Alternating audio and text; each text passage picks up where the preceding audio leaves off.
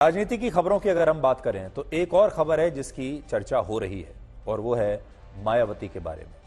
अब हम आपको मायावती की फैमिली इंजीनियरिंग दिखाएंगे। सोशल इंजीनियरिंग के बारे में तो आपने बहुत सुना होगा, लेकिन नेता फैमिली इंजीनियरिंग भी करते हैं और इसके तहत मायावती ने 47 दिन के बाद एक बड़ा यू टर्न लेते हुए अपने भतीजे आकाश आनंद को फिर से अपना उत्तराधिकारी और पार्टी का राष्ट्रीय संयोजक घोषित कर दिया है। बीएसपी के संस्थापक काशीराम ने बहुजन समाज पार्टी के लिए अपने परिवार को त्याग दिया था और मायावती ने भी तब यह वादा किया था कि वो भी अपने परिवार के किसी सदस्य को कभी अपना उत्तराधिकारी नहीं बनाएंगी। लेकिन अब मायावती ने तय किया है कि आकाश आनंद ही उनके उत्तराधिकारी होंगे और पार्टी के नेशनल कोऑर्डिनेटर का पद भी 29 वर्ष के आकाश आनंद के पास रहेगा। तो आकाश आनंद बड़े किस्मत वाले हैं, बड़े लकी हैं कि 29 वर्ष की उम्र में तो बहुत सारे लोगों को विधानसभा का टिकट भी नहीं मिलता, 29 साल की उम्र में तो लोकसभा का टिकट भी लोगों को नहीं मिलता, लेकिन आकाश आनंद 29 वर्ष की उम्र में अब बीएसपी को लीड करेंगे। 68 वर्ष की मायावती के इस फैसले पर हर किसी को हैरानी हो रही है, क्योंकि उन्होंने ही पिछले चुनाव के दौरान 7 मई को यह बयान दिया था कि आकाश आनंद अभी राजनीतिक रूप से परिपक्व नहीं है और जब तक वो परिपक्व नहीं हो जाते तब तक पार्टी की जिम्मेदारी उन्हें नहीं सौंपी जाएगी। खुद उन्होंने ये कहा था।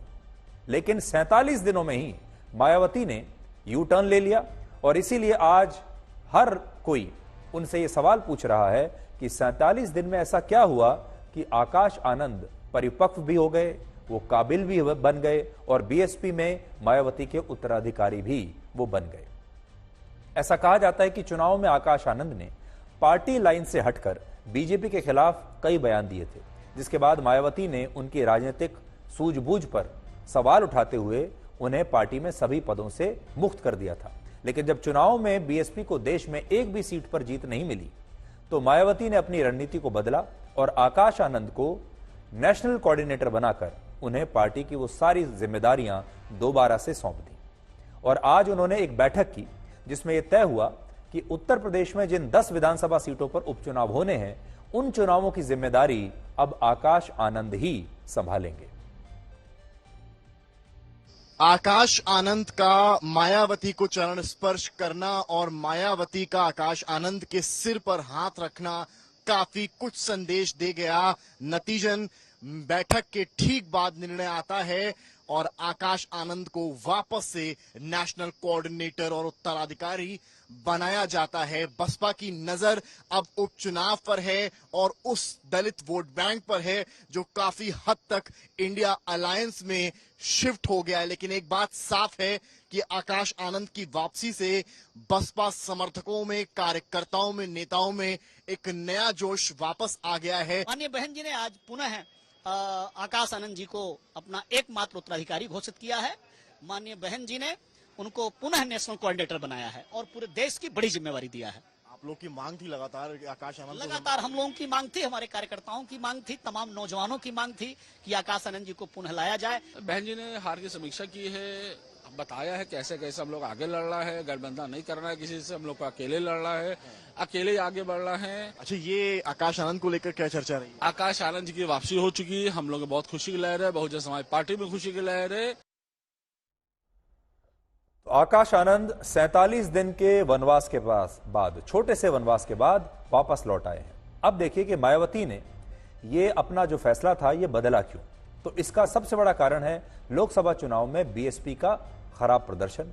इस बार बीएसपी ने देश की 424 लोकसभा सीटों पर चुनाव लड़ा, लेकिन मायावती की पार्टी इनमें से एक भी सीट जीत नहीं पाई। सोचिए, 424 सीटें लड़ी, एक भी नहीं जीती। और उत्तर प्रदेश में भी बीएसपी की जबरदस्त हार हुई। वर्ष 2019 के लोकसभा चुनाव में बीएसपी को देश में 3.7% वोट मिले थे, जबकि उत्तर प्रदेश में 19.4% वोट मिले। लेकिन इस बार बीएसपी को पूरे देश में 2% और उत्तर प्रदेश में सिर्फ 9.4% वोट मिले और बीएसपी का जनाधार ऐतिहासिक रूप से इतना कम हो गया कि दलित और पिछड़े वर्ग के वोट भी इस बार बीएसपी को ठीक से नहीं मिले। और अब नगीना सीट से सांसद बने चंद्रशेखर आजाद खुद को काशीराम की राजनीति का असली वारिस और संवाहक बता रहे हैं। और यही वजह है कि 68 वर्ष की मायावती ने 29 वर्ष के आकाश आनंद को बीएसपी की जिम्मेदारी सौंपने का फैसला किया है, क्योंकि अब लड़ाई का समय आ गया है। इस फैसले का दूसरा बड़ा कारण है कि मायावती के पास बीएसपी में ऐसा कोई नेता नहीं जिन पर उन्हें विश्वास हो। पिछले 10 वर्षों में बीएसपी के 14 बड़े नेताओं ने मायावती के साथ राजनीतिक विश्वासघात किया है, जिसकी वजह से मायावती को अपनी पार्टी के नेताओं पर अब इतना भरोसा नहीं रहा। और दूसरा क्या है कि मायावती ने अपनी पार्टी में एक जो सेकंड लाइन ऑफ लीडरशिप होती है वो पैदा ही नहीं की। तो बीएसपी में कोई सेकंड लाइन ऑफ लीडरशिप नहीं है, नंबर 2 बीएसपी में कोई नहीं है, जिसकी वजह से आकाश आनंद को बीएसपी की जिम्मेदारी मिलना निश्चित था, क्योंकि मायावती के पास इस समय कोई भी भरोसेमंद नेता है नहीं, उनके परिवार में और कोई है नहीं। बीएसपी में मायावती के बाद नंबर 2 नंबर 3 का कोई नेता नहीं है। इसलिए ऐसे समय में आकाश आनंद पर विश्वास करना ही मायावती के पास एकमात्र विकल्प बचता है। चौथा, बीएसपी का गिरता जनाधार बीजेपी के लिए भी बड़ा चिंताजनक है, क्योंकि बीएसपी जितनी कमजोर होगी, विपक्ष में समाजवादी पार्टी और कांग्रेस पार्टी उतनी ही मजबूत होती चली जाएंगी। जो बड़ा कारण है वो ये है कि बीएसपी का जो पिछड़ा वोट है, पिछड़े वर्ग का जो वोट है, जो दलित वोट है, वो इस बार बीएसपी को छोड़कर वो समाजवादी पार्टी में चला गया, जिसकी वजह से समाजवादी पार्टी इतनी ताकतवर हो गई कि उसने 37 सीटें इस बार लोकसभा में जीत ली हैं। इसलिए ये खतरे की घंटी है। अगर आकाश आनंद मायावती के भतीजे न होते तो शायद उन्हें काशीराम की ये पार्टी अपनी बुआ मायावती के इस तोहफे में कभी न मिलती। ये बात हम इसलिए कह रहे हैं क्योंकि आकाश आनंद को अब तक बीएसपी में जितने भी टास्क मिले हैं वो ज्यादातर में सफल नहीं हो पाए हैं। काशीराम के जमाने में बीएसपी को देश में दलितों की सबसे बड़ी पार्टी कहा जाता था, और काशीराम ने दिसंबर 2001 में मायावती को अपना उत्तराधिकारी घोषित किया था। तब मायावती 46 वर्ष की थी, जबकि मायावती ने सिर्फ 29 वर्ष की उम्र में अपने भतीजे को अपना उत्तराधिकारी घोषित कर दिया। और इसका कारण सिर्फ फैमिली इंजीनियरिंग है, जिसमें परिवार को ही पद मिलता है, और यहां बात सिर्फ मायावती की नहीं है। लेकिन आगे बढ़ने से पहले थोड़ा सा दलित वोट बैंक को आप समझ लीजिए कि अगर मायावती आने वाले समय में अपने इस दलित वोट बैंक को पकड़कर नहीं रख पाई तो ये दलित वोट बैंक छिटक जाएगा, और ये या तो कांग्रेस में जाएगा और या फिर समाजवादी पार्टी में जाएगा, जिससे आने वाले समय में भारत की राजनीति में आपको एक बड़ा ध्रुवीकरण देखने को मिल सकता है। और जितनी विपक्षी पार्टियां मजबूत होती चली जाएंगी, बीजेपी को उतना ही नुकसान होता चला जाएगा। इसलिए बीजेपी भी ये चाहेगी, और बीएसपी को तो ये कोशिश करनी ही होगी कि उसे वापस इस गेम में आना होगा, उसे वापस इस मैच में आना होगा, और अगले 5 साल बीएसपी को अपनी जोर शोर से तैयारी करनी पड़ेगी। इसके लिए आपको एक युवा नेता चाहिए जिसके पास ताकत हो। मायावती 68 वर्ष की हैं और हो सकता है कि अब वो इतनी सक्रिय भी नहीं रही, इसलिए उनके पास और कोई विकल्प नहीं था अपने भतीजे को चुनने का। लेकिन फिर आपके दिमाग में ये भी बात आएगी कि हमारे देश में जो राजनीतिक पार्टियां हैं वो असल में राजनीति की एक प्राइवेट लिमिटेड कंपनी बनकर रह जाती हैं, जिसमें सिर्फ परिवार के लोगों को ही मौका दिया जाता है। हमारे देश में सोनिया गांधी ने राहुल गांधी को अपना उत्तराधिकारी बनाया, मुलायम सिंह ने अखिलेश यादव को बनाया, इसी तरह बाकी नेताओं ने भी किया, शिवसेना ने भी यही किया। हर पार्टी में अगर आप देखेंगे तो सबका यही है। इसका एक कारण अगर आप देखें तो ये तो है ही कि ये सारी पारिवारिक पार्टियां हैं, लेकिन एक दूसरा कारण भी है, और दूसरा कारण यह है कि राजनीति में अक्सर यह कहा जाता है कि यहां ना तो कोई परमानेंट दोस्त है ना कोई परमानेंट दुश्मन है। अब जब कोई परमानेंट दोस्त नहीं है, इसका मतलब आपकी पार्टी में जो आपके करीबी नेता हैं, आपकी पार्टी में जो नंबर 2 है, नंबर 3 है, वो भी आपका परमानेंट दोस्त नहीं है।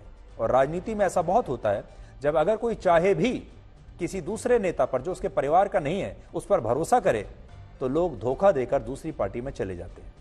आपने शिवसेना में भी देख लिया होगा, शिवसेना में भी उद्धव ठाकरे आज कहते हैं कि उनके साथ एक बहुत बड़ा धोखा हुआ, लेकिन मायावती अकेली है। और आपको एक और उदाहरण मैं देता हूं, जयललिता की जो AIADMK पार्टी थी, जयललिता भी अकेली थी, उनके परिवार में कोई नहीं था। इसी प्रकार से मायावती भी अकेली ही है। जब जयललिता का निधन हुआ उसके बाद से उनकी पार्टी का डाउनफॉल शुरू हो गया, और जयललिता के जीते जी भी उनके बहुत सारे अपने लोगों ने उन्हें धोखा दिया। इसी प्रकार से मायावती भी है। मायावती अकेली है। मायावती के परिवार में उनके भाई और भतीजे को उन्होंने बहुत प्रमोट किया।